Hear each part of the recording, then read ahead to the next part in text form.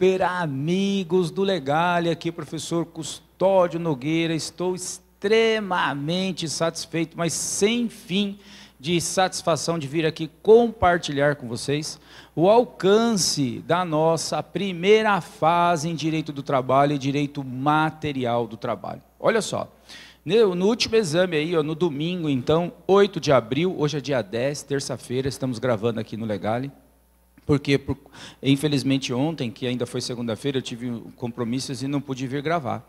Mas, olha só, comecei a ver o exame no domingo, não é?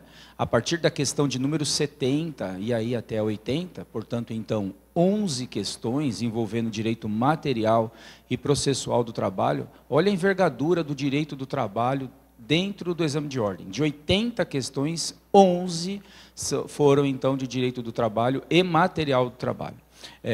E processo, né? Direito material e processo do trabalho. Olha só, das 11 questões, nós abordamos em sala de aula 10 respectivos, então, ao todo o contexto que trabalhamos em sala, com todo o conteúdo que foi apresentado, disponibilizado para vocês, quer no curso online, quer, então, no curso presencial, porque o conteúdo do material é o mesmo, não é?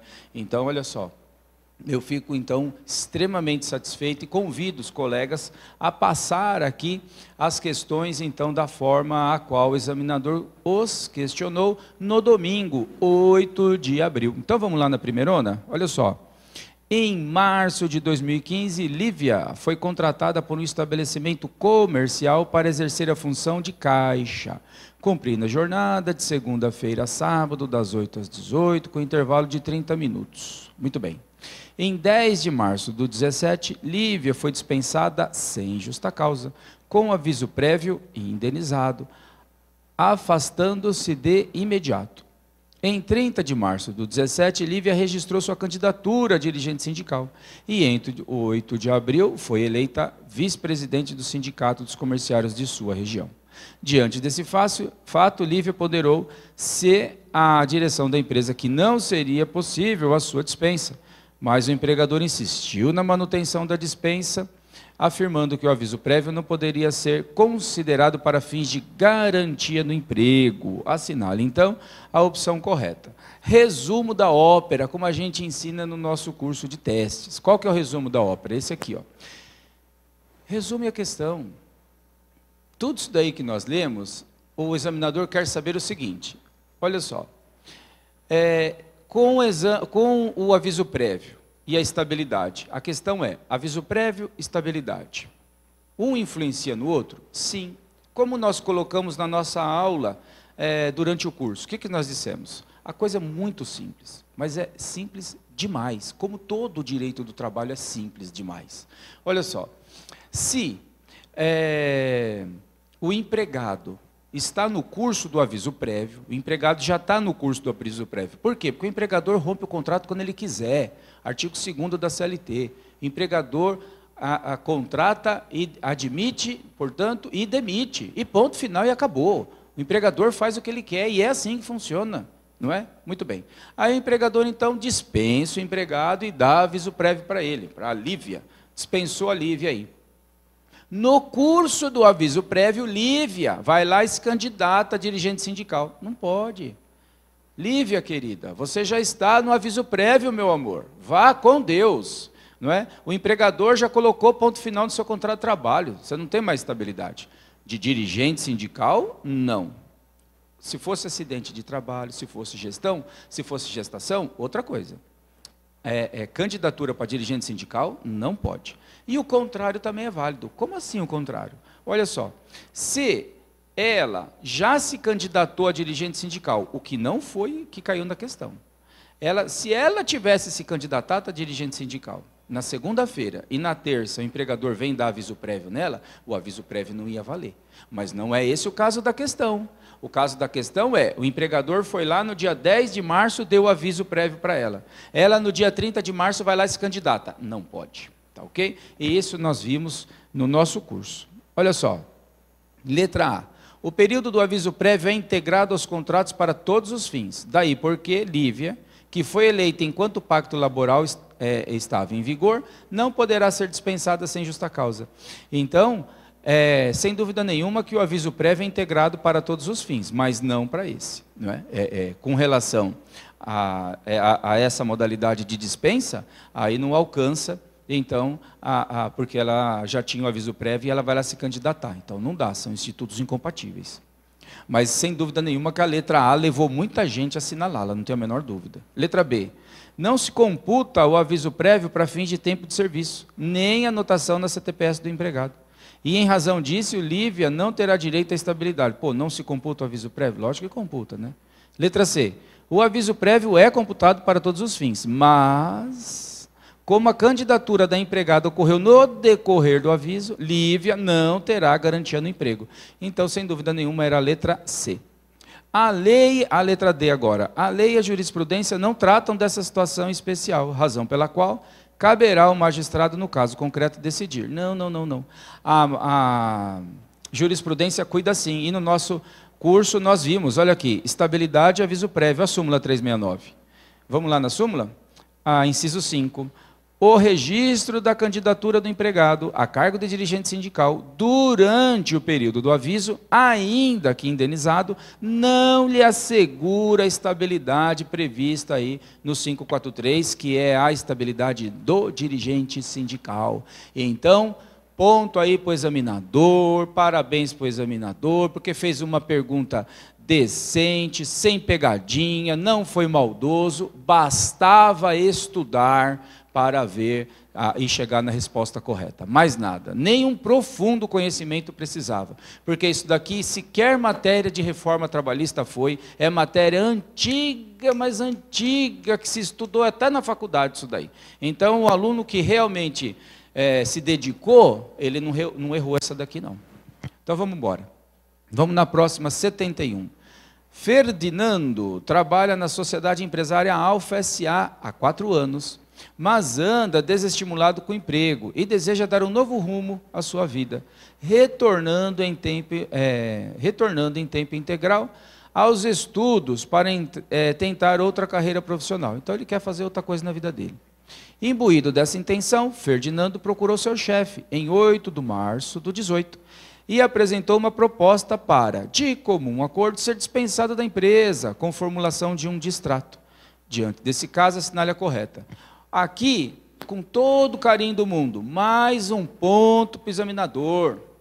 Afastou qualquer probabilidade de falar, mas tem pegadinha por causa da reforma. Não tem. Na primeira e na segunda questão, tranquilo. O examinador foi muito bom, ele falou assim, a rescisão foi dia 8 de março do 18. Cansei de colocar no nosso curso, quer online, quer presencial, que a reforma trabalhista começou no dia 13 do 11 do 17. E olha só a afirmação aqui, dia 8 do 3 do 18 acabou o contrato, então a reforma estava vigendo. E mais ainda, a possibilidade de fazer o empregado e empregador colocar um ponto final no contrato de trabalho. Falei isso aí também. Isso daí, se não foi na 4ª aula, no final da 4ª aula, nós temos 6 aulas em direito material e processo do trabalho, não é? 6 aulas. As 4 primeiras são direito material, as 2 últimas processo. Final da 4ª aula, eu abordei especificamente as alterações em cima da reforma. Dentre elas, essa daqui. E essa daqui fala o quê? 484A da CLT, o artigo que diz que o empregado e empregador podem colocar ponto final no contrato de trabalho, pagando as verbas rescisórias pela metade. Ainda brinquei, eu falei, sabe aquele empregado que não quer pedir demissão, mas quer que a empresa mande embora? Então, sabe aquele empregador que não quer mandar o cara embora, mas também não quer pagar as verbas rescisórias? Fica esperando o camarada pedir demissão, aí fica aquela coisa, o empregado que não quer trabalhar, o empregador que não quer mandar embora. Aí agora o legislador veio com a possibilidade de pagar as verbas rescisórias pela metade. E é exatamente o caso que foi contado no caput. Então vamos lá para as alternativas. Olha só. A realização da extinção contratual por vontade mútua é viável, mas a indenização será reduzida pela metade e o empregado não receberá o seguro-desemprego. Exatamente essa resposta aí, conforme nós vimos no final da nossa 4ª aula aqui no curso do Legale. E o que nós comentamos? Que que é possível agora pagar as verbas rescisórias pela metade. Resolve. Aquele empregado que não quer trabalhar mais, mas não quer pedir demissão, e aquele empregador que não quer mais aquele cara, mas também não quer pagar a verba rescisória integral. Paga pela metade. Como as partes estão colocando ponto final no contrato de trabalho, não é devido o seguro-desemprego. Não é? Seguro-desemprego é só para quando vem a superveniência do emprego. Perdeu o emprego. Aí tem o seguro, que é o seguro social. Vamos lá na B para ver o que o examinador colocou. A ruptura contratual por consenso pode ser feita, mas depende de homologação judicial ou do sindicato. Não, não depende não, empregado e empregador faz. Poderia até alguém ter se confundido com a alternativa B, que é a possibilidade de levar o contrato de trabalho, fazer um acordo, empregado e empregador, fazer um acordo, aí precisa de advogados, empregado com o advogado dele, empregador com o advogado dele, fazem um acordo extrajudicial dentro da jurisdição voluntária e leva para homologar em juízo.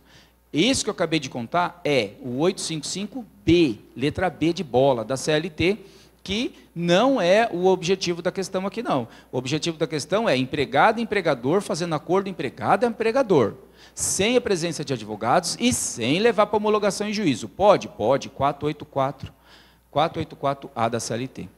Então, a B não era. Olha a letra C.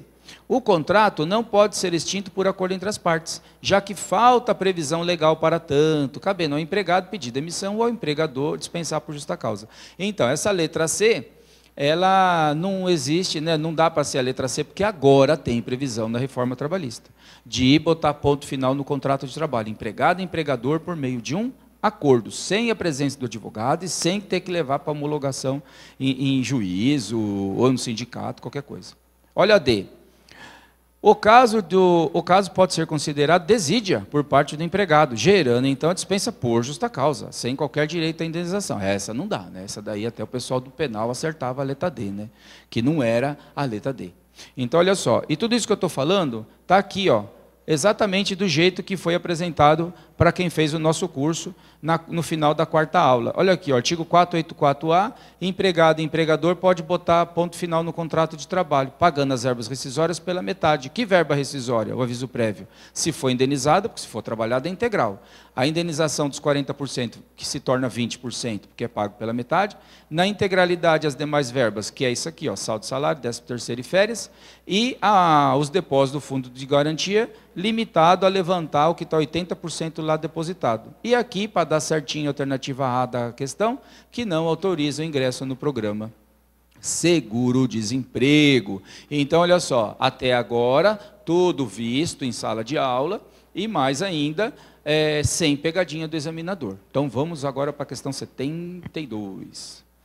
Efigênia foi empregada da sociedade empresária Luz Eterna S.A., exercendo, por último, o cargo de chefe do setor de recursos humanos. Após décadas de dedicação à empresa, Efigênia se aposentou por tempo de contribuição e saiu do emprego por vontade própria, recebendo a indenização legal. Ocorre que, após 6 meses da jubilação, Jesus amado, o que é a jubilação? Após 6 meses da aposentadoria, Efigênia passou a sentir falta da rotina que o seu trabalho gerava e também do convívio com os colegas de trabalho. Daí porque manifestou o desejo de retornar ao mercado de trabalho. Ciente disso, a ex-empregadora ofereceu novamente o emprego a Efigênia, nas mesmas condições vigentes antes da aposentadoria, já que ela era excelente empregada, não é? E tinha profundo conhecimento das rotinas do setor do RH. E assinale, então, a alternativa correta. Resumo da ópera aqui, qual que é? Aqui é o seguinte, a pessoa que trabalhou, não é? Aí aposentou.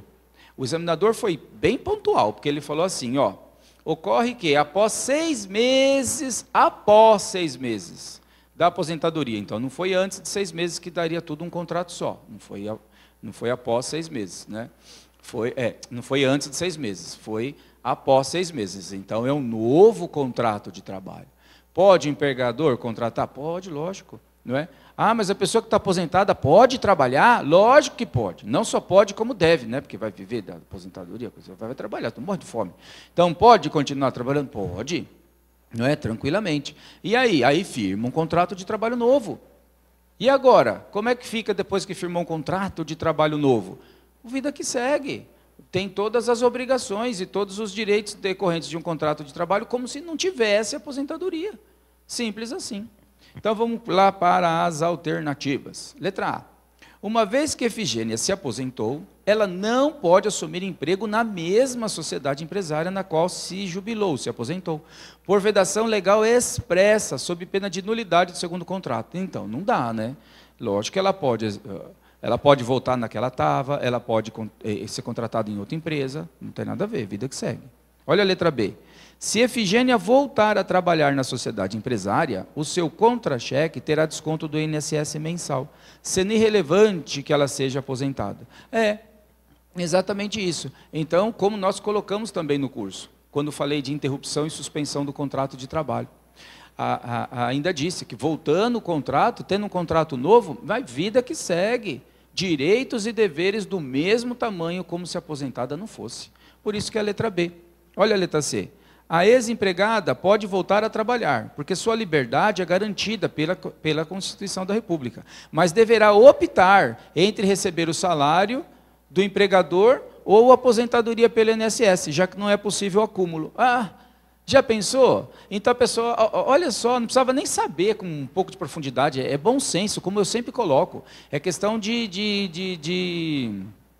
sensibilidade e ter uma noção, né, de espaço. Poxa vida, a pessoa está aposentada? Está aposentada. Está recebendo aposentadoria? Está recebendo aposentadoria.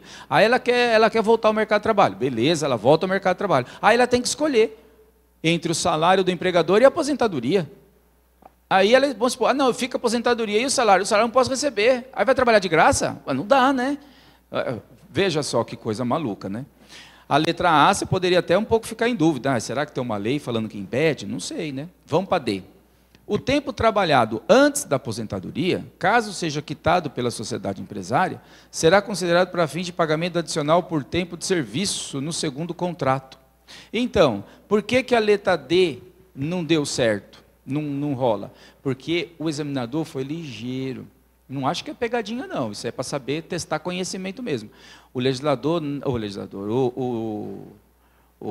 examinador, na questão, ele colocou que foi depois de 6 meses. Então, é um contrato de trabalho novo. Se fosse antes ou dentro de 6 meses, era a continuação do contrato. Se ela estivesse recebendo algum benefício lá por conta do tempo, aí ela ia continuar contando. Então, por isso que não é a D. A D exigia um pouco mais de conhecimento. Né? Sem dúvida. Então, essa questão, até agora, foi a que mais exigiu conhecimento, a meu ver.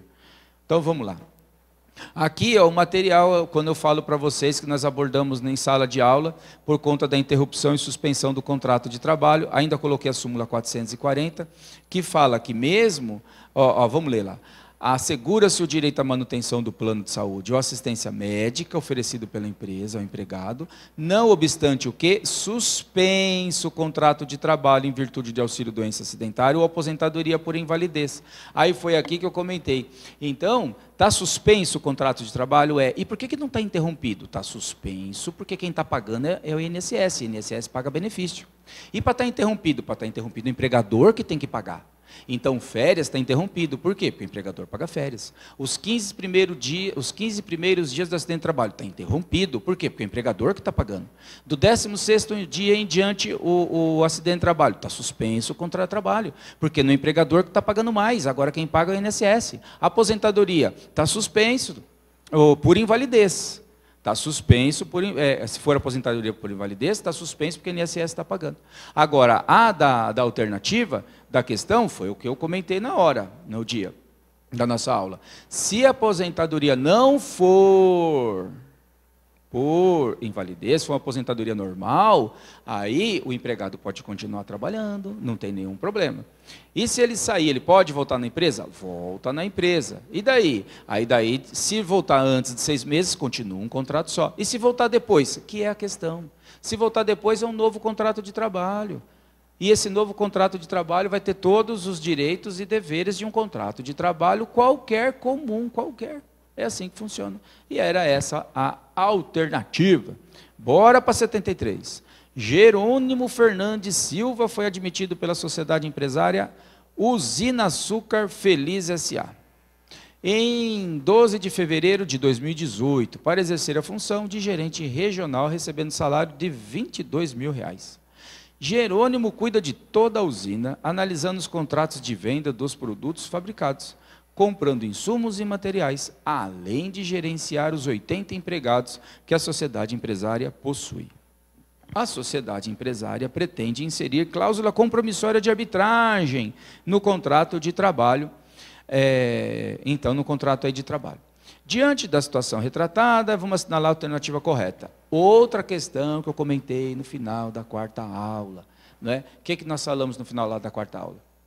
Agora tem arbitragem no dissídio individual trabalhista. E ainda, quando eu falei de competência, que foi na quinta aula, competência foi a primeira aula de processo, que são duas, a quinta e a sexta, que as 4 primeiras é direito material. Na quinta aula, eu cheguei a falar do quê? Que estava na pauta da quinta aula, a competência, não é? A competência, então, em razão da matéria, e competência em razão da matéria, lá no parágrafo 1º e 2º do 114 da CF, que traz a competência em razão da matéria trabalhista, tem lá o quê? A arbitragem em que dissídio coletivo. No dissídio coletivo, então, se os dirigentes sindicais não chegarem no acordo, leva para uma câmara arbitral. E no dissídio individual, aí eu falei, tem novidade, no dissídio individual agora pode também ter dissídio individual na Justiça do Trabalho, levar para arbitragem. Pode? Pode.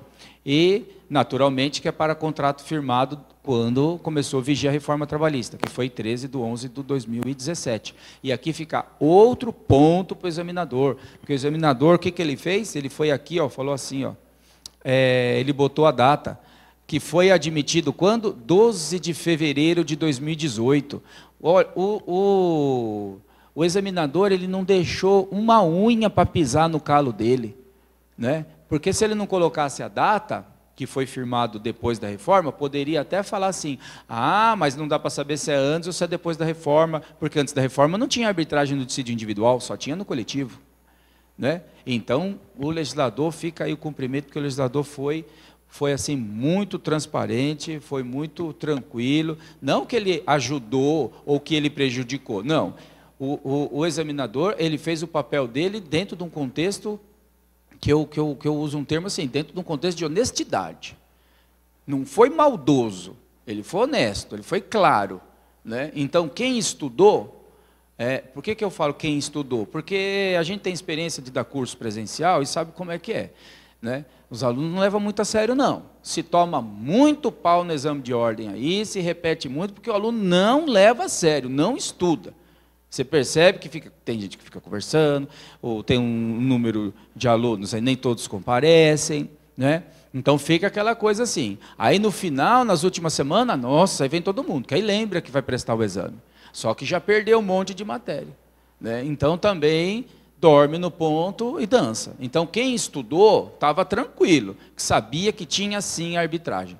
E ainda eu comentava, a arbitragem é para quem ganha 2 vezes o teto do INSS, de remuneração. E ainda falava, ainda comentei, não importa saber quanto que é o valor do salário lá do teto do benefício do INSS, não é salário, do benefício do INSS, não importa nem saber quanto que é, importa saber o quê? Que se o empregado ganha 2 vezes o teto do INSS de remuneração, ainda falei, é remuneração, não é de salário, é de remuneração.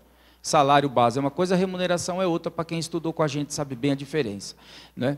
E aí, e quem está nesse contexto aí de arbitragem, pode agora ter arbitragem? Lógico que pode, e não precisa de ter diploma superior, não é? Basta ganhar 2 vezes o teto do INSS de remuneração, que é a soma de tudo. Então vamos lá para as alternativas. Letra A. A cláusula compromissória de arbitragem pode ser estipulada no momento da contratação, desde que o empregado manifeste concordância expressa. É essa mesmo, está certinha. E a letra B. A cláusula compromissória de arbitragem é viável se o empregado for portador de diploma de nível superior. Não. Não é a letra B, não precisa ter nível superior. O que poderia ter confundido aí é o seguinte, é o 444, parágrafo único, que a reforma trabalhista trouxe, diz o seguinte, que agora, empregado e empregador podem pactuar livremente o contrato de trabalho, que isso eu também coloquei no nosso curso, pode pactuar livremente o contrato de trabalho, desde que Desde que o empregado receba 2 vezes o teto do INSS, mas aí tem um pulo do gato, não é de remuneração, é de salário, e tenha diploma de nível superior. Aí, esse camarada, que recebe 2 vezes de salário base, 2 vezes o benefício do INSS e tem diploma superior, esse empregado pode discutir cláusula de contrato de trabalho à vontade com o empregador. Está lá no 444, parágrafo único. Falei isso no curso? Falei. Mas foi isso que caiu? Não. E o examinador? O examinador puxou uma perninha para lá para saber se você estava ligado na arbitragem ou na alteração do contrato de trabalho. Não é? Muito bem. Letra C. Não cabe arbitragem nas lides trabalhistas individuais, pelo que nula eventual estipulação nesse sentido. Essa letra C estaria certa se fosse antes da reforma trabalhista, mas depois pode, depois da reforma. Letra D. É possível a estipulação de cláusula compromissória de arbitragem, desde que isso seja homologado pelo sindicato de classe. Não, não precisa não ser homologado pelo sindicato de classe, não. Tá ok? Então, nós vimos isso que está aqui, ó, no 507A. Olha só. Nos contratos individuais de trabalho, cuja remuneração seja superior a 2 vezes o limite máximo lá do INSS e a de remuneração, poderá ser pactuada a cláusula compromissória de arbitragem, desde que por iniciativa do empregado ou mediante sua concordância expressa, doutor, doutora. Então, é possível? Sim, é possível. Vamos lá para a questão 74. Lúcio foi dispensado do emprego, no qual trabalhou de 17/11/2017 a 20 de março de 18, por seu empregador. Ó, tá vendo? De novo, olha o examinador como ele é claro, ele não está escondendo nada. Ó, a reforma trabalhista entrou em vigência dia 13/11/2017, conforme nós falamos aqui 1,5 zilhão de vezes. Segunda-feira, dia 13/11/2017, entrou em vigência a reforma trabalhista. Era o marco divisor, né? Aí vem na questão e coloca lá, trabalhou do dia 17/11 até o dia 20/3/2018. Ou seja, essa questão está dentro da reforma, sem a menor sombra de dúvida. Extremamente transparente o examinador. E olha, que eu não sou de comentar esse favor todo do examinador, não, mas a gente tem que reconhecer. Não tem pegadinha. Não é? O que tem? O que tem é que tem que estudar. É isso que tem. Então, continua lá. Na sociedade empresária em que trabalhou, Lúcio batia o cartão de ponto apenas no início e no fim da jornada efetiva de trabalho, sem considerar o tempo de café da manhã, de troca de uniforme, que consistia em vestir um jaleco branco de tênis comum, que ficavam na posse do empregado. Roupa do empregado. E o tempo em que jogava bola, ping-pong após almoçar. Está vendo? Tempo de lazer e tempo de troca de roupa, já que fazia em 15 minutos, e poderia ficar jogando até o término do intervalo integral. Você foi procurado por Lúcio para, como advogado, ingressar com ação, pleiteando as horas pelo tempo indicado no enunciado, não constante dos controles de horário. Sobre o caso, à luz da CLT, assinar a correta. Então, a questão aqui é saber do tempo à disposição. Se o tempo à disposição para troca de uniforme, que é o uniforme comum. O examinador fez questão de colocar até entre aspas lá, ó, ou entre parênteses, que esse uniforme consistia em vestir um jaleco branco e tênis comum, que ficavam na posse do empregado. E eu ainda falei na aula, tem alteração na reforma trabalhista por causa do tempo à disposição. Se o uniforme for um uniforme comum que você lava na tua casa, junto com a roupa da tua casa, não é obrigação do empregador, primeiro, nem fazer a faxina. E segundo, que essa troca de uniforme também não entra no cômputo da jornada. Por outro lado, que não é o da questão e que nós explicamos em sala de aula, se esse equipamento para trabalhar envolve questão de resíduo químico, que esse empregado tem que tomar banho na empresa e largar lá o EPI para ser lavado na empresa, aí entra no cômputo da jornada. Esse caso é roupa comum, esse não entra no cômputo da jornada. O lazer também não entra no cômputo da jornada. E aí trouxe o artigo 4º, alterado pela reforma trabalhista, e fui comentando item por item. Não é? Então, nós abordamos também na nossa aula. E o que diz lá? Vamos ver como é que fica as alternativas. Lúcio não faz jus a horas extras pelas atividades indicadas, pois as mesmas não constituem tempo à disposição do empregador. E não constitui mesmo, conforme a gente explicou mas com muita tranquilidade no momento oportuno durante o nosso curso. Letra B. Lúcio faz jus às horas extras pelas atividades indicadas, pois as mesmas constituem tempo à disposição do empregador, já que Lúcio estava nas dependências da empresa. Então, não é mais assim. Por quê? Porque não constitui tempo ao empregador. Letra C. Apenas o tempo de alimentação e o café da manhã devem ser considerados como tempo à disposição, já que o outro representa lazer do empregado. Então, não, né? Nenhum deles se considera tempo à disposição do empregador e também não é remunerado. Letra D. Apenas o tempo em que ficava jogando poderá ser entendido como hora extra, pois Lúcio não desfruta integralmente da pausa alimentar. Então quer dizer que tem o intervalo de 1 hora para a refeição. Se ele resolve jogar bola, aí tem que pagar hora extra porque ele não está descansando. Ele está jogando bola. Não dá, né? Não é assim que funciona a coisa. E aí está aqui o que nós abordamos, então, no encontro oportuno, que foi no final também da 4ª aula, por aí que nós falamos sobre isso, né? Sobre o tempo à disposição do empregador no nosso curso efetivo lá, tanto no presencial quanto tanto aí no presencial quanto no online. Olha só. Olha o parágrafo 2º do artigo 4º, que foi incluído pela reforma trabalhista. Por não se considerar tempo à disposição do empregador, não é? Então, tudo que vem para cá, que nós vamos ver agora, não é um tempo que o empregado está à disposição do empregador, e esse tempo não será computado como período de extraordinário, o que exceder a jornada normal, ainda que ultrapasse os limites lá de 5 minutos no começo e no final da jornada. Quando o empregado, por escolha própria, buscar proteção pessoal, em caso de insegurança nas vias públicas ou más condições climáticas, bem como adentrar ou permanecer nas dependências da empresa para exercer atividades particulares, entre outras. Aí traz o rol. Então, se o empregado fica na empresa porque está chovendo, ele está esperando para ir embora, se tem insegurança na via por algum motivo, ou se tem manifestação, ou o que quer que seja, ele fica na empresa e não vai embora, esse tempo não entra na jornada de trabalho. Por quê? Porque ele não está à disposição do empregador, ele só não foi embora porque ele não conseguiu, por um motivo que não tem nada a ver com o emprego dele, não é? E as hipóteses, olha da alternativa da questão aí que caiu na prova, foi o inciso 8º, esse que está em negrito no final do template.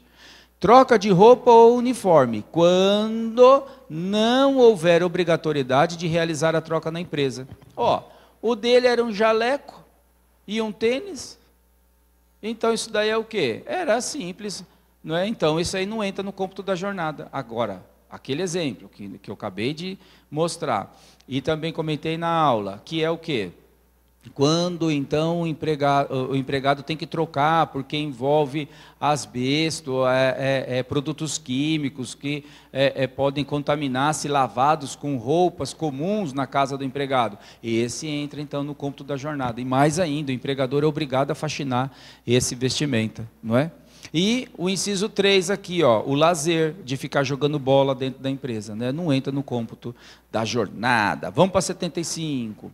Jorge trabalhou para a sapataria Bico Fino Limitada. Olha a data, 16/11/2017 a 20 de março de 18.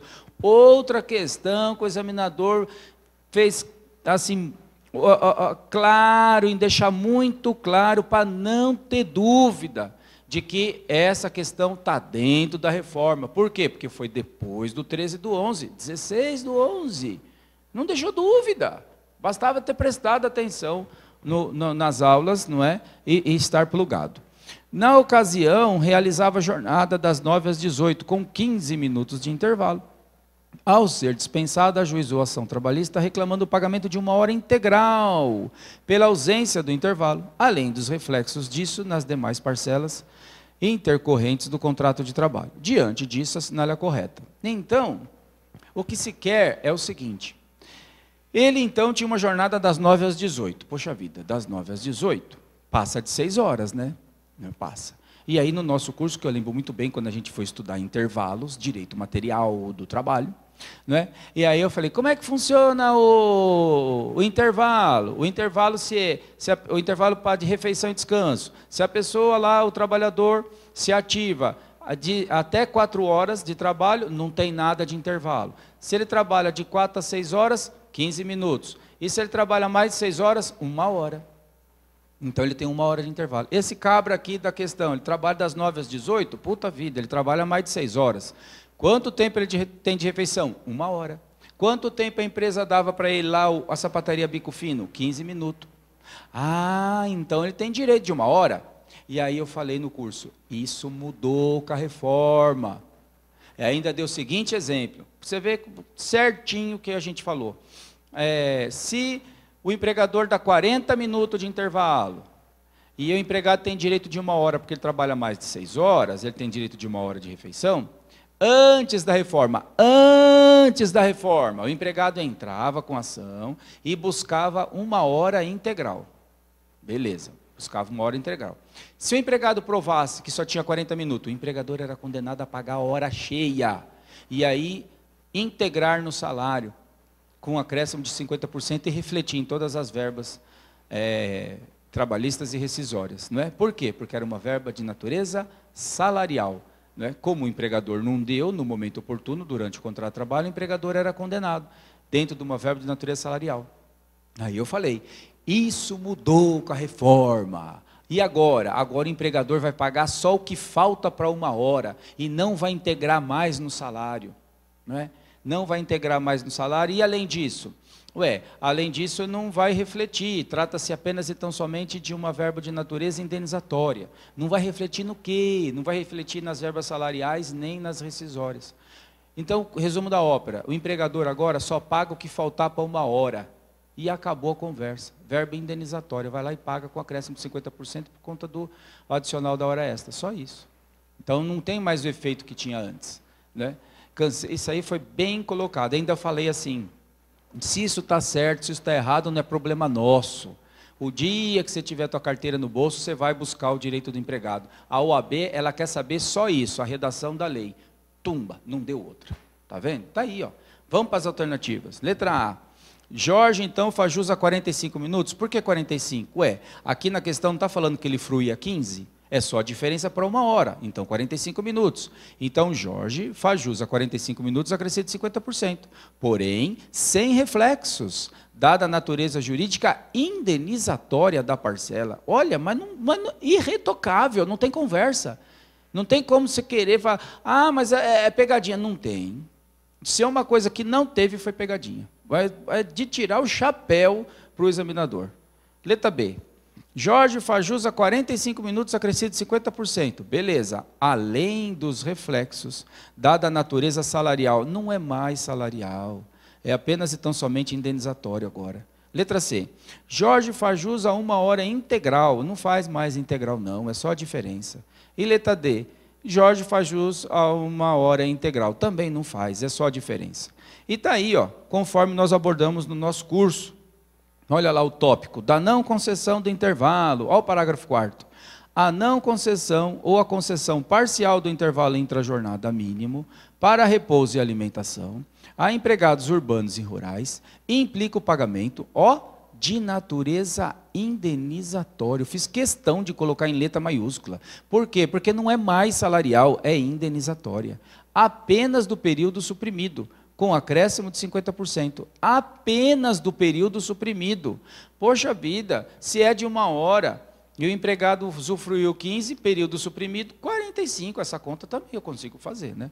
Então, veja só que não tinha lá um mundo de dificuldade, bastava ter, para quem acompanhou o nosso curso, bastava estar respirando, temperatura normal e atento no que a gente vai frisando de novidade. 76. Silvio contratou você como advogado para ajuizar a ação trabalhista em face do empregador. Entretanto, na audiência, o juiz constatou que não havia procuração nos autos. Diante disso, você requereu fosse efetivado registro em ata de audiência, no qual Silvio o constituía como procurador, como advogado. Silvio, que é o seu cliente reclamante, anuiu com o requerimento. e assinale então a correta. Aí esse daí eu me lembro na aula de audiência. O que é que nós comentamos na audiência? Ó, o advogado está lá na audiência, não tem procuração nos autos, constitui na hora ali, ó, na própria ata. Fala, excelência, ó, o Silvio aqui, ó, meu cliente, não é Silvio? O Cabra, né? Então, Silvio, excelência, Silvio aqui, ó, está me constituindo como advogado dele agora, beleza? Beleza. É válido? É válido. Para os quê? Para que poder? Poder foro em geral. E não poderes especiais. Poderes especiais têm que ser constituídos na procuração. Na ata constitui para o foro em geral. Não é? Muito bem. Letra A. O mandado, no caso, é válido. E os poderes são apenas para o foro em geral. Matou a charada. Letra B.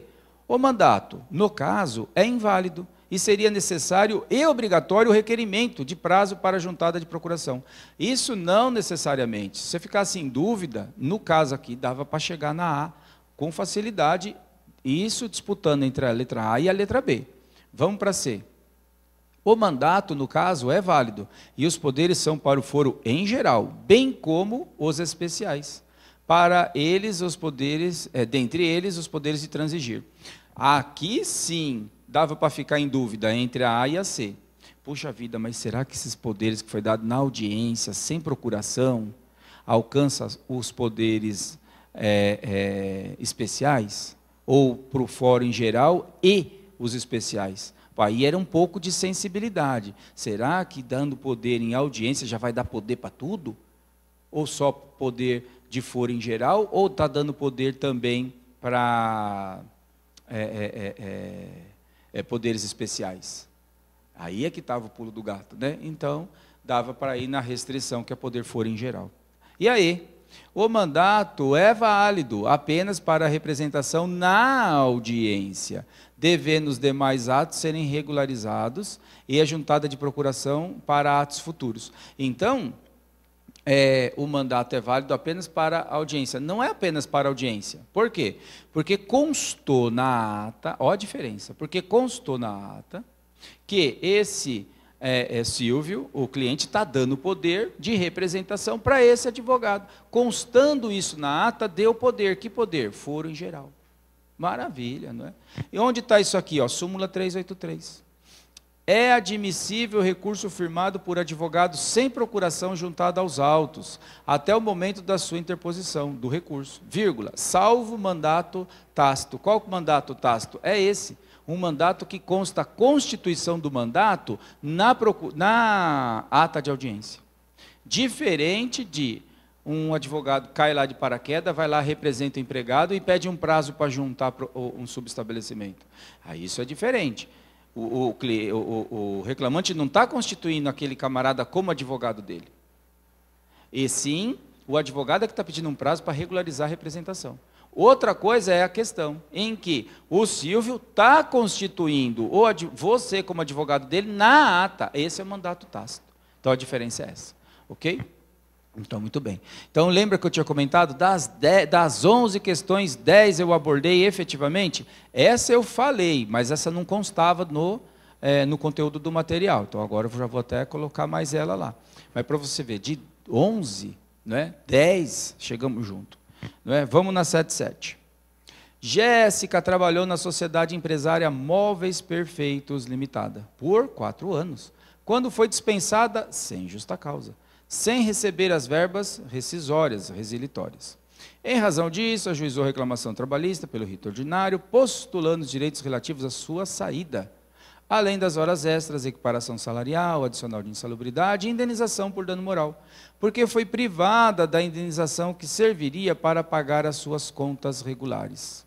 Na audiência designada, após feito o pregão, a sociedade empresária informou e comprovou documentalmente que conseguira no mês anterior à sua recuperação judicial, motivo pelo qual requereu a suspensão da reclamação trabalhista por 180 dias, conforme previsto em lei, sob pena de prosseguimento, sob pena de o prosseguimento da reclamação acarretar a nulidade dela, né, a nulidade do feito. Assinale, então, na alternativa correta. Tudo esse salamaleque todo aí, da pergunta, quer saber o seguinte: a empresa que e num processo de natureza civil, naturalmente, conseguiu a declaração do juízo competente do quê? Da sua recuperação judicial. A questão é, isso influencia na reclamação trabalhista? Influencia, porque agora essa empresa ela está em recuperação judicial e goza de alguns privilégios. Muito bem. Mas, e agora? Ela vai ter um efeito já no conhecimento ou o efeito é na execução? Não é? A questão dos 180 dias. Não é? Para averbar o crédito do empregado lá como crédito na recuperação judicial dessa empresa. É logo no conhecimento ou na execução? Se é para averbar crédito, aí tem que ser na execução, né? Porque na fase do conhecimento eu só estou discutindo direito. E isso nós falamos bacana quando vimos quinta e sexta aula, para falar de processo do trabalho. Eu ainda coloco na lousa, falo, olha, vara do trabalho, TRT, TST, o lado de cá é a fase do conhecimento, quando o processo começa na vara, vai embora, tudo a fase recursal, não é? Depois que transita em julgado, volta para a vara. E começa a fase de liquidação de sentença, depois de execução. Eu ainda trocava de caneta aqui para fazer uma parte de uma cor, outra parte de outra cor, para não confundir a fase do conhecimento com a fase da execução. Então vamos lá para as alternativas. A sociedade empresária está correta. Por quê? Em havendo concessão de recuperação judicial, a lei determina a suspensão de todas as ações. De todas as ações, não. O processo do conhecimento vai avançando. A execução é que é suspensa. Letra B. A lei não traz nenhuma previsão a respeito. Daí porque ficará a critério do prudente arbítrio do juiz. Aí também não dá, né? Letra C. A sociedade empresária está equivocada, pois a suspensão da reclamação trabalhista somente ocorreria lá na fase de execução. O que não é o caso. Por quê? Porque a sociedade empresária, em que pese ser declarado lá no juízo competente a recuperação judicial dela, ela quer obstar o curso da fase do conhecimento. A fase do conhecimento vai embora, porque está só discutindo direito, não tem nenhum prejuízo para o empregador. Ainda que em recuperação judicial não tem nenhum prejuízo para ele o processo do conhecimento continuar. Aí a execução sim que é suspensa. E habilita lá o crédito no juízo da recuperação judicial. Esse sim que é o correto, né? A execução não pode continuar, porque agora ela tem recuperação judicial. E a letra D, o juízo do trabalho, tendo sido deferida a recuperação judicial, deve suspender o processo para declarar sua incompetência em enviar os autos à Justiça Estadual. Aí também não dá, né? Como é que vai enviar a reclamação trabalhista para o juiz estadual julgar o conhecimento trabalhista? Não deu, forçou. E eu me lembro também que comentei isso quando nós passamos pela desconsideração da personalidade jurídica, que aí eu expliquei o que era a desconsideração da personalidade jurídica, o que é despersonalização. Aí falei da massa falida, falei da recuperação judicial, enfim, matérias abordadas aí de uma forma bastante tranquila. Vamos para 78. Em sede de reclamação trabalhista, 2 sociedades empresárias foram condenadas em primeira instância. A massa falida de calçados sola dura, o examinador gostou do calçado, hein? Uma lá era bico fino, essa daqui é sola dura, já dá uma dupla sertaneja aqui também. E a Institutos de Seguros Privados do Brasil, sociedade empresária em liquidação extrajudicial. Acerca do depósito recursal, na qualidade de advogado das empresas, você deverá. Aí vem as alternativas. Meu amigo, doutor, doutora, queridos super amigos do Legale. Olha, isso daí eu me lembro mais para lá de muito bem de ter comentado. Eu falei, toma cuidado com o depósito recursal. Por quê? Porque o depósito recursal, ele era obrigatório para todo mundo. Todo tipo societário tinha que recolher o depósito recursal. Recolhia microempreendedor, empresa de pequeno porte, de grande porte, de médio porte, de sem porte, SA, limitada, tudo recolhia. Tudo recolhia depósito recursal. Aí eu falei, agora o legislador mudou. Ele colocou umas hipóteses em que o depósito recursal será recolhido pela metade. E colocou outras hipóteses que sequer será recolhido o depósito recursal. Ok? Então a gente tinha que estar atento com isso. A questão aqui são 2 empresas, uma é massa falida e a outra é recuperação extrajudicial. Recuperação extrajudicial, não está nem em juízo, é fora de juízo. Está fora de juízo, essa daí tem que recolher o depósito recursal. E a massa falida? A massa falida não recolhe, está no MOJ, que fala que a massa falida não recolhe, meu amigo, não é? Então vamos lá, melhor colocando até numa súmula. Letra A. Como é que fica? Deixa de recolher o depósito recursal e custas nos dois casos, já que se trata de massa falida e liquidação extrajudicial. Nos dois casos, um pouco de sensibilidade, para quem não conhecia nada de direito do trabalho, pô, nos dois casos não vai recolher, está meio esquisito, né? Alguém deve recolher. Quem será que recolhe? A massa falida ou a extrajudicial que tem que recolher o depósito recursal? Está com mais cara de ser a extrajudicial, para quem não sabe nada. Uma questão de grandeza, né? Poxa vida, massa falida, já é massa falida para recolher o quê? Isso aí não tem nem onde cair morto.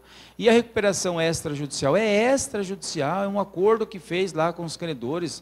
Não tem, é diferente da recuperação judicial. Essa é extrajuíza, na mão lá, eu sabe de quem lá que está fazendo a recuperação extrajudicial.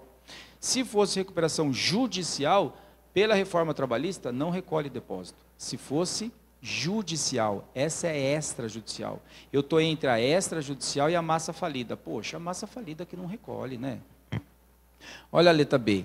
Deixa de recolher o depósito recursal e as custas, no caso de quem? Massa falida. Mas recolher ambos, que é custas e depósito recursal, para a liquidação extrajudicial. Certinho, era a letra B mesmo. Recolher nos dois casos o depósito recursal e as custas, nos dois também não dá, né? E deixa de recolher o depósito recursal no caso da massa, mas recolhe ambos para a empresa em liquidação extrajudicial e as custas para a massa. Aqui, a letra D, ele foi o examinador aqui, você pode até falar que ele já foi mais maldosinho, porque ele dividiu, né? Recolhe o depósito para a massa, né? Não recolhe o depósito para a massa, mas recolhe as custas da massa. Não era esse o caminho, né? Isso nós também colocamos de uma forma bastante tranquila no nosso curso, dizendo o quê? Preparo recursal. Preparo recursal é gênero, que admite duas espécies, que é o quê? Custas e depósito recursal. Custas, quem recolhe é o empregado. Depósito recursal, quem recolhe é o empregador e as custas. Então, quando que o empregado recolhe, quantas vezes falei isso? Quando que o empregado recolhe custas? O empregado recolhe custas quando ele perder tudo. Quando o empregado perder tudo, sentença improcedente. E não for beneficiário da justiça gratuita, porque se ele for beneficiário da justiça gratuita, a sentença é improcedente e nem assim ele recolhe custas. E a reclamada? Recolhe sempre. A sentença foi parcialmente procedente. O reclamante ganhou 9 pedidos, perdeu um só. Essa sentença é parcialmente procedente. Se a reclamada quiser recorrer, a reclamada tem que recolher o depósito recursal. Não é? E mais as custas de 2%. E sempre falei, 2% sobre o valor do quê? Arbitrado em sentença. Nunca sobre o valor da inicial. Então essa pergunta aqui já era véia de guerra, antes da reforma já. Tá ok? E está aqui, ó, súmula 86. Não é? Deserção aí, ó, não ocorre deserção do recurso de massa falida por falta de pagamento de custas ou de depósito recursal do valor da condenação. Esse privilégio, todavia, não se aplica à empresa em liquidação extrajudicial, então, não tem esse privilégio. Matou a pergunta aí. E a liquidação judicial, para complementar o raciocínio, liquidação judicial, a liquidação judicial recolhe, não é? Agora não recolhe mais. A liquidação, para complementar mesmo o raciocínio, né? Até me corrigindo. A recuperação judicial, por força da reforma trabalhista, que não foi objeto da questão, eu só estou complementando. A liquidação, então, quando tiver em recuperação judicial, também não recolhe depósito recursal. Vai recorrendo sem recolher depósito. A massa falida e a recuperação judicial. E a recuperação extrajudicial, a recuperação que está fora do juízo lá do competência civil. E aí? Aí esse recolhe depósito recursal na Justiça do Trabalho, porque a recuperação é extrajudicial, fora do juízo competente, que é o civil. Vamos para a questão 79. O que nós temos na 79? Em reclamação trabalhista, já na fase de execução, o juiz determinou que o autor apresentasse os cálculos de liquidação. Determinação esta que foi cumprida pelo exequente em fevereiro do 18. Você vê como o examinador faz questão de mostrar. Quando ele quer, quando ele está falando a questão é pós-reforma, ele põe data para falar que foi de 13 de novembro para frente. Para falar a verdade, não tem o que falar do examinador nessa prova 25, pelo menos com relação ao direito do trabalho. Foi para lá eu acho que o termo é esse mesmo, né? O honesto. Não vem numa de fazer maldade, de prejudicar, de vir com pegadinha. Não, é extremamente claro. Quem estudou sabia o que estava fazendo, não é? E continua lá. Então, o calculista do juízo analisou as contas que o empregado apresentou e entendeu que elas estavam corretas, pelo que o juiz homologou os cálculos ofertados e determinou a citação do executado para pagar em 48 horas. Quantas vezes nós falamos que o pagamento era em 48 horas, nos termos do artigo 880 da CLT, né? Assinale a correta, não é? E agora, o que está acontecendo aqui? Aqui aconteceu o seguinte. Quem apresentou conta foi o empregado. O empregado foi lá e apresentou a conta. Mas o juiz não intimou o empregador, por o empregador apresentar a conta dele. O juiz não fez isso. Só o empregado apresentou as contas. Aí o juiz passou para o perito dele, e o perito dele, juiz, falou que as contas do empregado estavam certas. Mas e o empregador não se manifesta, não? Só um fala no processo? E o contraditório? Se um fala, o outro também fala. E a CLT mudou isso aí? Mudou. Por quê? Porque você viu que o examinador colocou lá certinho, fevereiro de 2018? Então já estava valendo a reforma trabalhista. E o que a reforma trabalhista mudou na fase de liquidação de sentença? A reforma trabalhista falou assim, 879, parágrafo 2º da CLT. Elaborada a conta e tornada líquida, igual tornou líquida aí por conta do contador do juízo que falou que os cálculos do empregado estavam certos. Beleza, redação do 879, parágrafo 2º. Elaborada, que eu falei no curso, tanto no online quanto no presencial. Elaborada a conta e tornada líquida. Bacana. E aí? O juiz deverá. O juiz deverá. Antes da reforma, o juiz poderá. Era faculdade do juiz. O juiz deverá. Pode ver que o examinador fez questão de botar lá, fevereiro do 18, para falar que está dentro da reforma. O juízo deverá abrir prazo às partes para apresentar a conta. E o juiz só abriu para o empregado. Esse que é o erro. Tinha que ter aberto prazo para os dois. Vamos para as alternativas? Letra A. Agiu corretamente o juiz? Não agiu não, porque as contas foram atestadas pelo calculista, mas ele tinha que ter chamado empregado e empregador para falar. Letra B. Equivocou-se o magistrado, porque deveria obrigatoriamente conferir vista dos cálculos ao executado. Exatamente, tinha que chamar o executado para se manifestar. E o exercício é claro, dizendo que o empregador não foi chamado. Letra C. Uma vez que o juízo do trabalho tem amplo poder de direção e controle do processo, sua decisão está amparada na norma cogente. Isso daqui, a letra C, está falando do artigo 765 da CLT, dos poderes do juiz. Os poderes do juiz não podem afastar o contraditório, não é? Então tinha que chamar o empregador. Letra D. O juiz tem a faculdade de abrir vista ao executado por 10 dias, mas não obrigação de fazê-lo. A letra D também está errada, porque o juiz agora ele tem obrigação sim. A letra D está de acordo com a reforma, a letra D está antes da reforma, do 879, parágrafo 2º antigo da CLT. E aqui está o que a gente está comentando, ó. Na fase de liquidação de sentença, quando nós passamos na aula, comentamos isso aqui, ó. Elaborada a conta e tornada líquida, o juiz deverá abrir as partes prazo comum de 8 dias para impugnação. Então o juiz não chamou o empregador, chamou só o empregado. E agora, vamos à derradeira. A derradeira é a questão número 80. Essa daí, então, eu me lembro mais do que bem quando nós abordamos isso aí no curso. Monto aqui, eu sempre coloco, olha a estrutura do Poder Judiciário Trabalhista, artigo 115 da CF, aí eu boto lá, VT, Vara do Trabalho, TRT, Tribunal Regional, TST, que está em Brasília, e explico que nem todo estado da federação tem um TRT, em São Paulo, que é diferente de todo mundo, que tem logo 2 TRTs, e que o TST está em Brasília, que é composto por 27 ministros, que tem 8 turmas, e vai explicando para um mundaréu de coisa lá, beleza. Aí fala, o dissídio individual começa na vara do trabalho? Começa na vara do trabalho. Teve sentença, qual recurso? RO para o tribunal. Qual? Regional do Trabalho. Maravilha. Mas e se a ação já começa no TRT?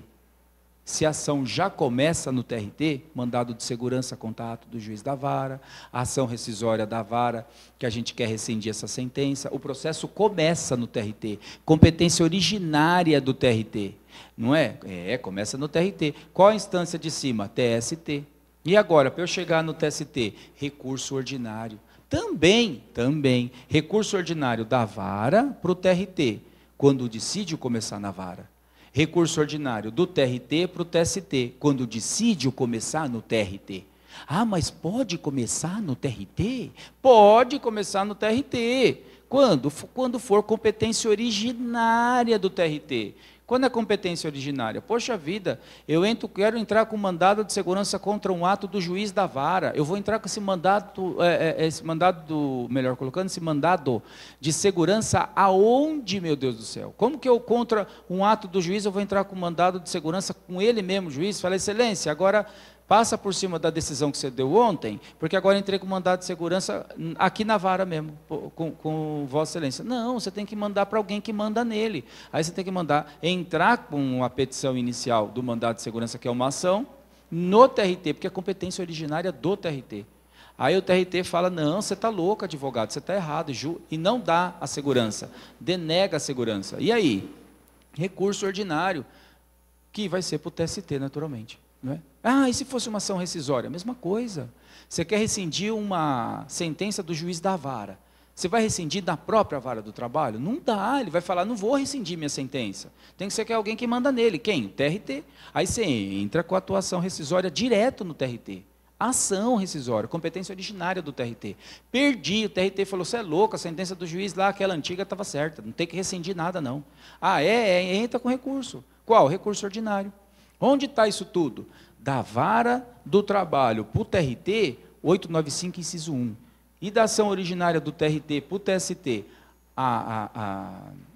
mesmo artigo, 895, inciso 2. Falei isso aí, nossa, de forma tranquila. Vamos lá no 80, ó, na questão 80, que foi a última de trabalhista.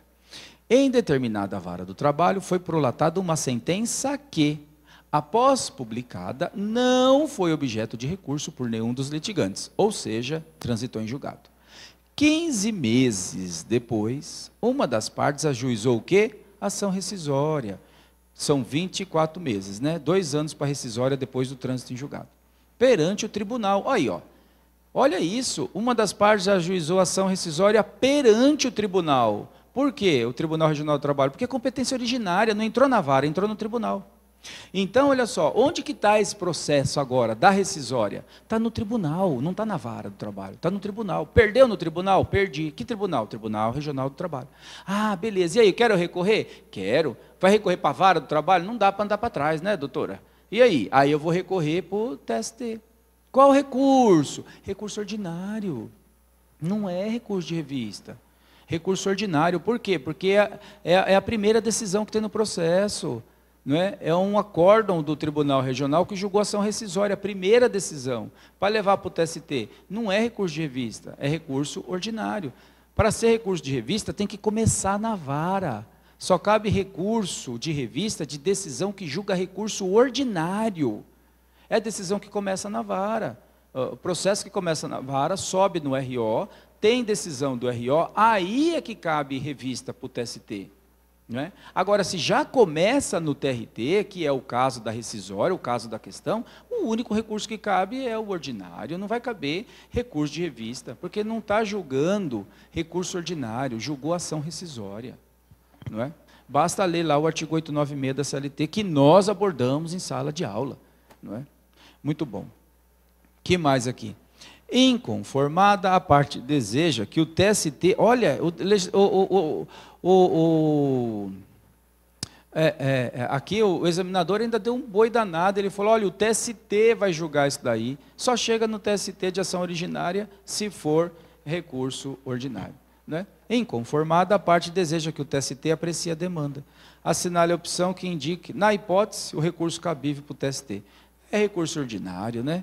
Recurso de revista não é. Por que não é recurso de revista? Porque o 896 da CLT, que fala do cabimento do recurso de revista, ele fala assim: cabe recurso de revista, de decisão de Tribunal Regional do Trabalho. Ah, bacana. Que julgou recurso ordinário. Não é? Então eu tenho que estar na vara do trabalho para ter sentença. Aí eu entro com o RO e levo para o TRT. Julgou? Julgou. Julgou recurso ordinário no TRT? Julgou. Que veio da vara? É. E agora? Revista para o TST. Ah, beleza, mas eu estou... Agora é o exercício da prova aqui. Eu estou na rescisória, eu já estou no TRT. Eu não estou vindo da vara, eu já estou no TRT, de ação originária do TRT. Ah, e daí? Aí eu perdi, e agora? Recurso para o TST. Não é revista, né? Recurso ordinário. Não é? Muito bom. E o recurso especial? Puta vida, recurso especial é cível, isso aqui doeu até a canela. E agravo de instrumento? Jesus amado, quem estudou com a gente sabe. Agravo de instrumento é o quê? É um recurso de destrancamento. Só cabe agravo de instrumento para destrancar recurso. Não é? Então não tinha, né? Não tinha para onde correr. E o fundamento está aqui, ó. Olha o 895 aí, ó. Cabe recurso ordinário para instância superior. Olha o inciso 1. Das decisões definitivas ou terminativas das varas. Das varas cabe RO. E essa decisão é do TRT. Aí entra no inciso 2. Cabe recurso ordinário das decisões definitivas ou terminativas dos tribunais, em processo de competência originária, no prazo de 8 dias. Nos dissídios individuais e também nos coletivos. Com isso, nós concluímos a nossa a conferência aí com vocês das questões, 11 questões que caíram então aí no exame de ordem, exame 25, realizado no dia 8 aí de abril, não é? E ficou aqui até um cumprimento para o pessoal que fez o curso com a gente, presencial em Santos, Pro Ordem Santos. Olha que maluco, eu estou aqui no Legale, gravando no Legale, sou professor do Legale, e também de outros cursinhos que nas redes sociais os colegas aí nos acompanham, não é? Então, aqui no Legale nós temos o curso presencial na primeira fase, tem o curso online na primeira fase, que nós tivemos a grata satisfação de participar e das 11 de estar ministrando o trabalho e processo de trabalho, de todo o material, de tudo que nós vimos, de todas as nossas 6 aulas, e isso também com extensão ao curso presencial em Santos, no Pro Ordem Santos. Fica um abraço aqui para a Shirley lá de Santos, para o Rodrigo também, que estão à frente do Pro Ordem Santos, né? Que tivemos lá 6 aulas, e lá nós tivemos um sábado inteiro também, foi até na Páscoa, e nós passamos por todos esses institutos, não é? Das 11 questões nós abordamos 10, isso dentro do conteúdo que entregue para vocês. E a questão do mandato tácito que nós comentamos quando falamos de audiência, não é? E agora? Agora fica um mega convite. Convite para quê? Para a segunda fase, meu amigo. Segunda fase presencial. Aonde? Aqui no Legale, no centro aqui, na República, pertinho aqui do Anhangabaú, do lado do metrô Anhangabaú. 3 minutos a pé, demora mais para subir a escada rolante, você já está no Legale aqui, tranquilo, não é? Para fazer a segunda fase presencial comigo aqui, professor Custódio Nogueira, não é? Qual o horário, professor? No Legale, das 9 ao meio-dia, tá ok?